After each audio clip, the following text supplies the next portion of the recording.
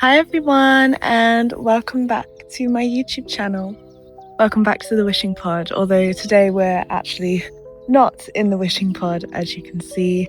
It's a beautiful day, so I wanted to be outside and be in nature. So let me know what you think of this kind of video, me being sat in a field, because I honestly spend a lot of my time being sat in fields and I love it. So the more the better in my case. But today's video is a really special one because I wish that I had been given this information way back. I'm 28 years old, nearly 29. Hello to all my Geminis. I'm 29 next month. I wish that I'd heard this information when I was like 18. So this is what I would have said to my younger self. This is a video all about how to become a woman who chooses herself in the face of adversity, in the face of people-pleasing tendencies. So this is a video for the girl who wants to stop abandoning herself, for the version of you who is done with settling, the version of you who is setting boundaries, has self-respect, and isn't afraid to say no. This is for the version of you who has this unwavering sense of self-trust. So if you feel like this is you deep down and you want to really unlock your potential, then keep watching. So what does choosing yourself actually look like? It looks like strong boundaries, being able to say no even when it's really uncomfortable. It looks like walking away from a situation when it's the best thing to do, even when it's painful. It looks like meeting your own needs and not seeking them externally, because let's be real, when does that ever work? It looks like building a life that you want to wake up to every single day. It's really important that you teach others how to treat you by how you treat yourself. Others learn by example, right? So if you're treating yourself like shit, then what are you teaching everyone else? When you have a sense of peace within yourself and you have this sense of love, that is invaluable, and that is worth so much more than seeking it from other people, than having that external validation. So what's really important is that you create that within yourself, within your own personal identity, and then you'll exude it. In the wise words of Lizzo, when I went to see her live, she said something along the lines of, if I'm not full of myself, who else am I supposed to be full of? And that makes a lot of sense to me. The thing that I wish I'd have learned is that the life that you want will only get created on the other side of self-respect. Everything that you want has to come from you internally first before you can manifest it externally. This is a video to come back to when you want to shrink, when you want to make yourself small and chase people to prove your worth. When talking about relationships, friendships, work environments, all of these kinds of things. So in this video, I've got 10 steps on how to become a woman who chooses herself every time. Step 1, it's time to get brutally honest about where you're abandoning yourself. I personally find journaling a really positive thing. When you get into the nitty-gritty of all of this, it kind of smooths the rest of everything out. You can notice your own patterns, and then you go, oh, that's on me. You can look at the world around you right now and be like, I'm not being treated with respect. But really, it's more about you, I'm sorry to say. How are you treating yourself? How are you moving through this world? You can also think about it in your head. You can voice note it, however is best for you. I do find that talking for me is my favorite way of journaling. I'm a Gemini, I'm a chatterbox. I love to talk, and so I find voice notes to be a really helpful way of journaling. Journal prompt number 1. Where am I overgiving to feel chosen? Where are you overgiving to feel chosen? Are there situations in your life where you feel like you're not being authentic to yourself, where you feel like you are giving too much of yourself and not receiving it back? Where is the balance out? Who in your life are you giving that to? Where am I ignoring red flags because I want it to work out? We're going to talk more about red flags and boundaries in a little bit, but just think about the people in your life and the situations in your life where you're just ignoring red flags because you want it to work out, or you're thinking, oh, it's fine, it's not really a big deal, I can deal with it. Girl, where am I saying it's fine when it's not? Where are my people pleasers out there? Are you there? I see you. I see you. I watch you. What is your intuition and gut telling you about all of these situations? So I want you to see what you've written down now. And I want you to think about, like, actually in your gut, in your mind, what is the truth that's coming through? What is your truth? And that's going to give you a really clear answer on the areas of improvement where you're not choosing yourself, where you are abandoning yourself. Let's hold on to those prompts, and we're going to get into the nitty-gritty now. Step 2, define your non-negotiables for yourself and others.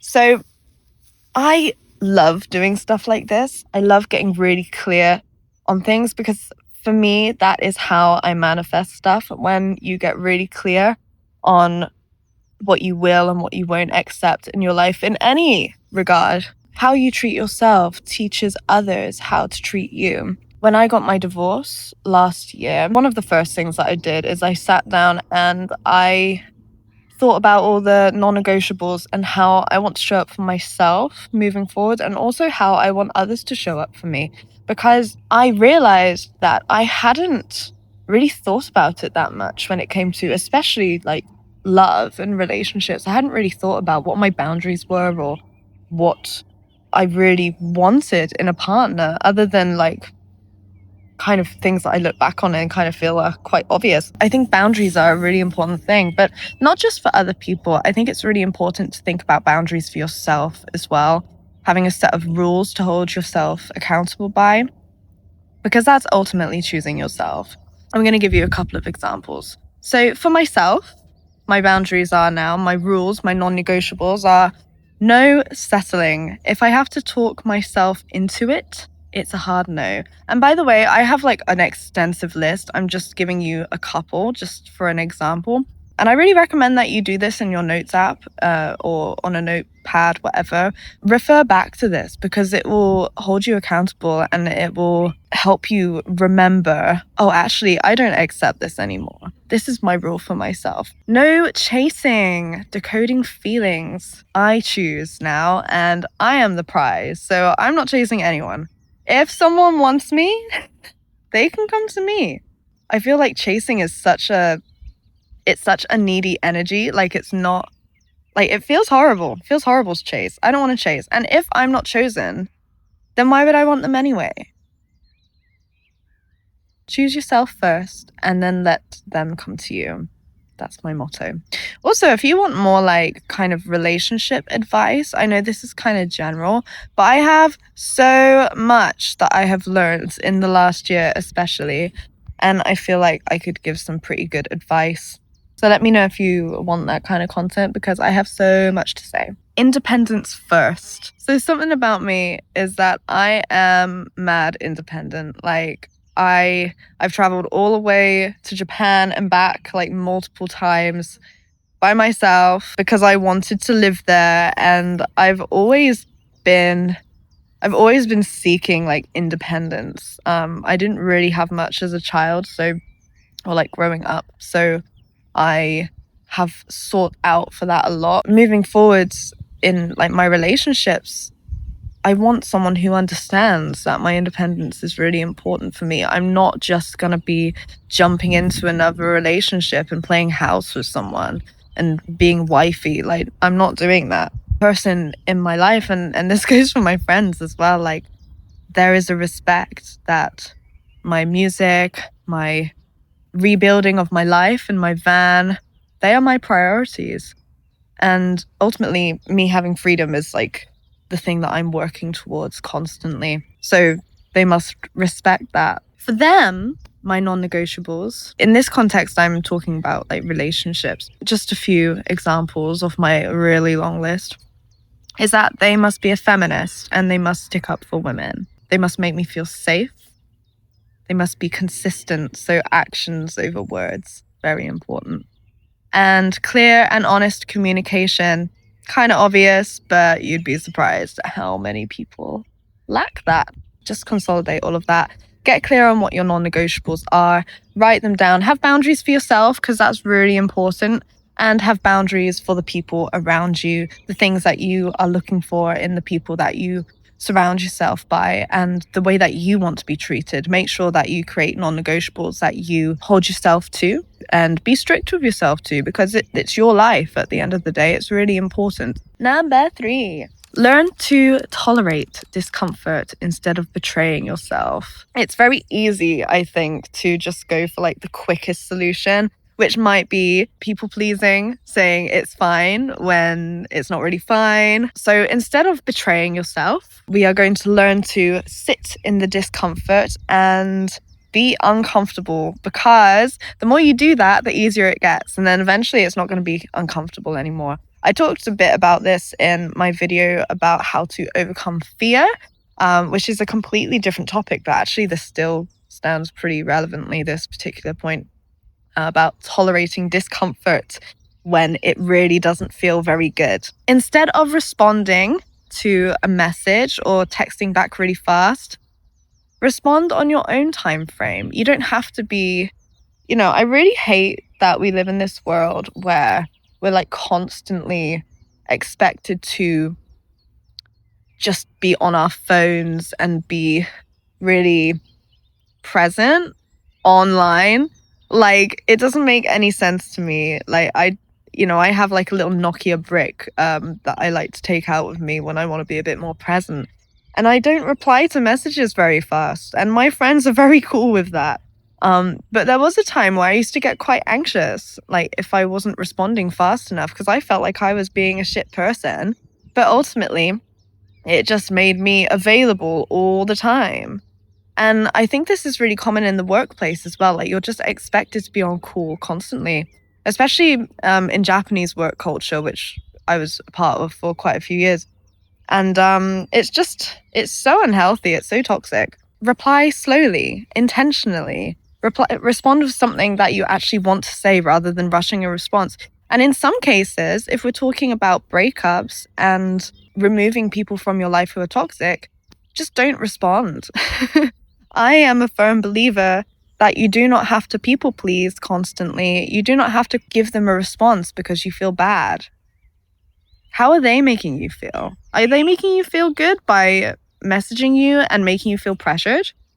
By treating you like shit? By not respecting your boundaries if you put them in place? Why do they deserve a response? Like, this is all about like choosing yourself and respecting yourself. And if you are constantly replying to someone while trying to get over someone, and they know it doesn't feel good for you, you know it doesn't feel good for you, what are you doing? Don't do it.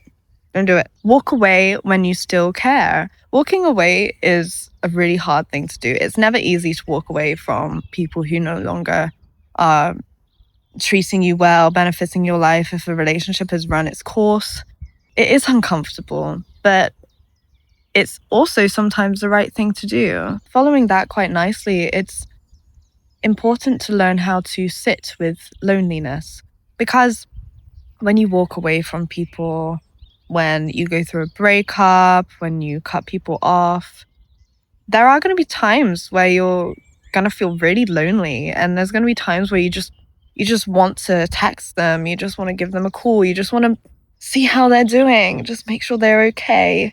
Don't do it. Don't do it, because it creates a loop. You're kind of seeking dopamine. Like, scientifically, this is how it works. You're seeking the dopamine that the relationship gave you. Even if it's really toxic, even if it gives you a lot of anxiety, you're kind of creating this loop, and it's gonna drag out the process even longer. You're gonna end up feeling more crappy afterwards. So it's much better to just learn to sit with the loneliness and feel it deeply. It's okay to do that, and you don't have to constantly be making yourself busy, making yourself distracted. It's important to sit with the loneliness rather than going back to what's familiar. Number 4, stop seeking validation from others, especially those who confuse you. Firstly, why would you go and seek validation from someone who makes you feel like shit, someone who doesn't see your worth anyway, someone who you constantly feel like you're having to prove this to? Like, that doesn't make any sense to me. And if you're having to shrink yourself just so you'll be accepted by someone, they are not your friend. They are not your people. Your true crowd will love and accept you for who you are in all of your weirdness and all of your wackiness.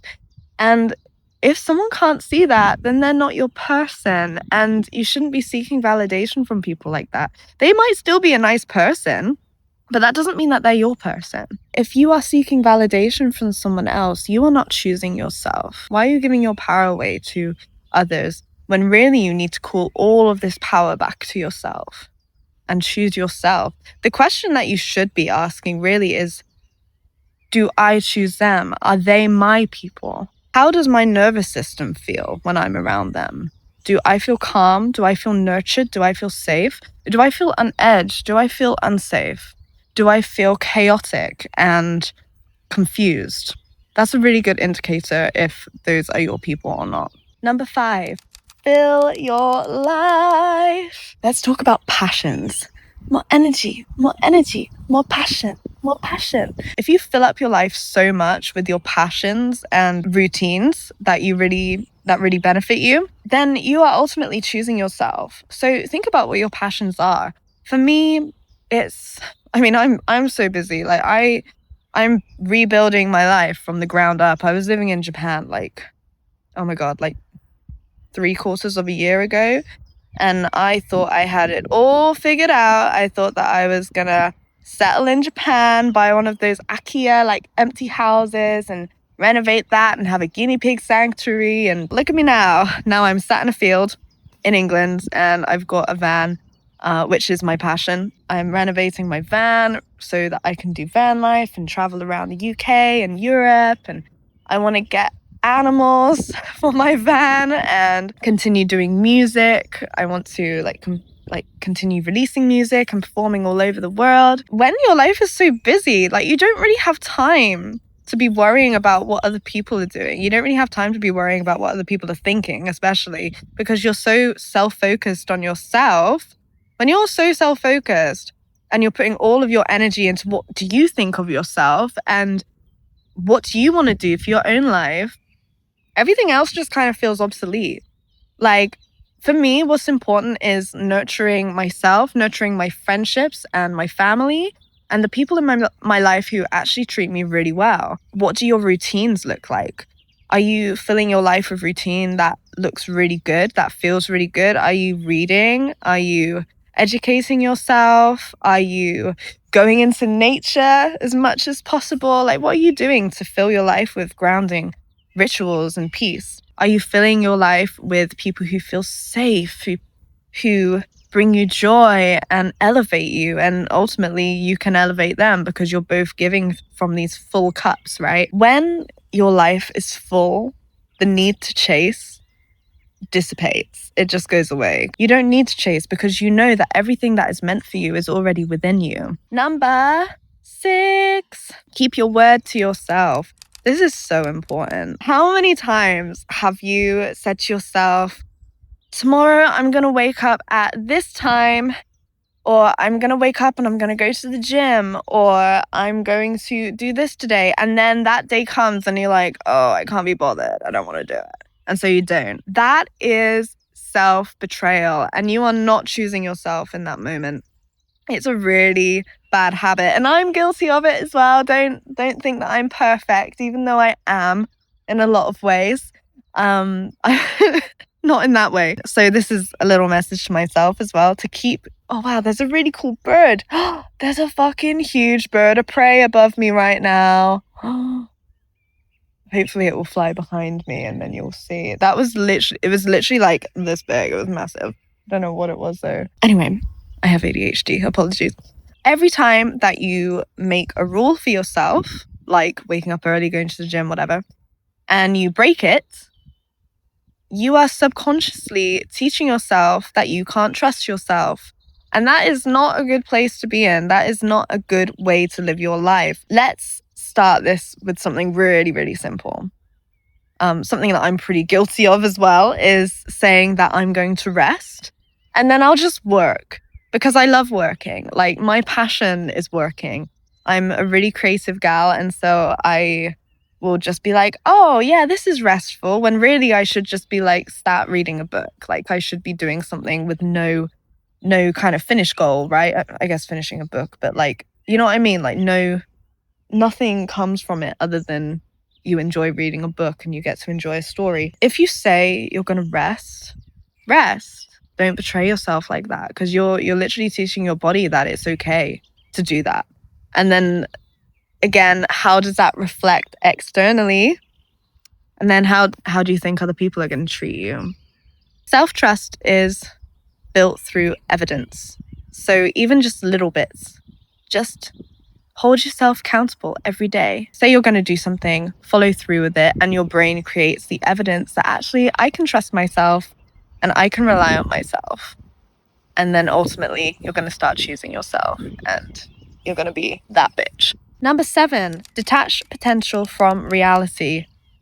Oh my goodness. If I could have told myself this 10 years ago. However, I do give this advice out a lot because I am a very firm believer in this, that people likely will not change.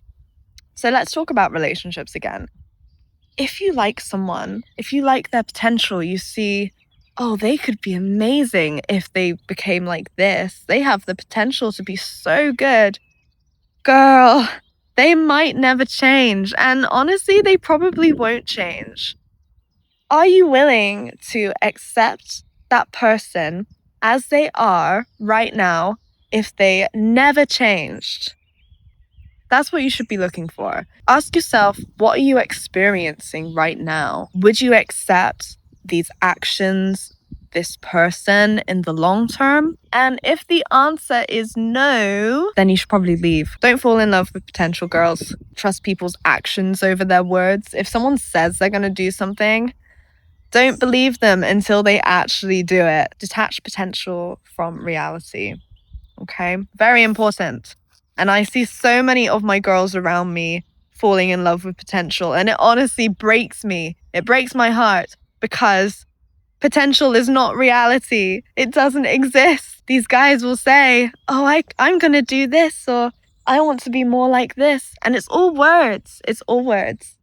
Until you actually see it, don't believe it. And the person that you see right now in front of you, in all their flaws, if you're not willing to accept them as they are right now, then they're probably not your person. Number 8, redefine what love feels like. I was one of those girls who used to love the feeling of like fluttering in my stomach. Like if I'd go on a date with someone, I'd be really excited and my palms would be sweating. I'd be like on edge, adrenaline. Now I know that's not what real love feels like. I mean, of course, there's like a bit of excitement and like, you know, a little bit of that for sure. But it should not override the ultimate feeling of love, which is peace, calm, consistency, safety, a relaxed nervous system. If it feels like anxiety, chasing, chaotic chemistry, because you can have like chemistry, but chaotic chemistry, you know, there's a big difference. That's not it. That's not love. It's anxiety. It's anxiety more than anything. And I think as women, we've been trained to look at love in this way. A really clear example for me is when you, like, when you're a little girl and a guy is like, a little boy is like really mean to you, and maybe they like push you around, or I don't know, like call you names, and you tell like an adult and they go, it's probably because he likes you. What? Okay, so that little boy being mean to me, I'm just supposed to accept it because he likes me? Are you fucking kidding, right? And so I think we go into relationships kind of almost accepting that it might make us feel on edge. And that's not natural. A true gentleman, a true man in his like true masculine energy, he's not going to make you feel like that. He will do everything in his power to make you feel safe, to make you feel nurtured, to make you feel calm. Redefine what love looks like to you. And make sure you redefine it in a way that it feels like peace and consistency, not chaos. Number 9 is learn how to walk away. I would say that learning how to walk away is one of the most self-respecting things that you can ever do for yourself. You don't need closure. You don't need for them to understand, and you don't need to explain your worth to someone who just isn't going to get it, or to anyone. I really think closure is very overrated.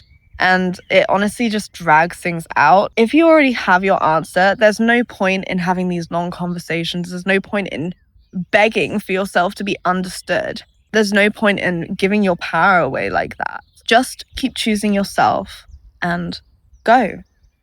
Have self-respect. Let's go on to point number 10. Accept that not everyone will like this version of you. Are you ready to be disliked? Are you prepared? Because I knew that I wasn't for a really long time. I just wanted to be liked by everyone, and I would get very upset if I learned someone didn't like me or I felt like this off vibe. And honestly, like now I just don't give a fuck. Like I feel like if someone doesn't like me, that's their problem. And also, what's not to like? Like, there's clearly something wrong with them if they don't like me. Because I'm amazing. I'm cool as fuck. When you choose yourself, other people might feel really uncomfortable and expect weird reactions, because this is what happened to me. Like, as soon as I started putting boundaries up, suddenly I was really selfish. Suddenly I was self-absorbed. Suddenly I was like all of these fucking things that, people were calling me names. And it's just like, okay, because I've decided to have respect for myself, because I don't like the way that you're treating me, how you're talking to me, because I'm now going to put my foot down. And it doesn't even have to be loud.